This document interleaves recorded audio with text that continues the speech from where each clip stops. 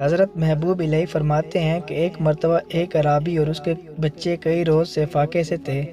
ایک روز وہ اپنے بچوں سمیت پتھروں سے جھولی بھرے ہوئے خانہ کعبہ میں آیا۔ اس نے کعبہ شریف کو مخاطب کر کے کہا کہ مجھے اور میرے بچوں کو ابھی کھانا چاہیے، ہم کئی روز سے بھوکے ہیں، اگر ہمیں کھانا نہ دیا گیا تو ہم یہ پتھر تم پر برسائیں گے۔ یہ بات ابھی عرابی کے منہ میں ہی تھی کہ ایک اشرفیوں کی بوری کعبہ کی چھت سے نیچے گری اور ندا آئی، یہ لے اشرفیاں اپنا اور اپنے بچوں کا پیٹ پال۔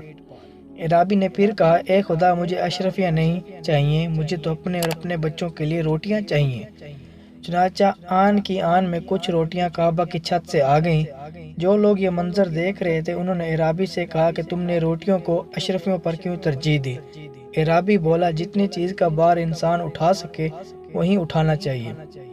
ہم روٹی کا حق تو ادا نہیں کر سکتے، پھر اشرفیوں کا حق کیوں کر ادا کریں گے؟ اللہ تعالیٰ ہمیں جو کچھ دیتا ہے ہم اس کو فراموش کر دیتے ہیں، اس لیے اسے اتنا ہی مانگنا چاہیے جتنا ہم یاد بھی رکھیں اور اس کا حق بھی ادا کر سکیں۔ انسان کو حق کی ادائیگی خواہ وہ اللہ کی ہی ہو یا بندوں کی، ہر حال میں یاد رکھنی چاہیے۔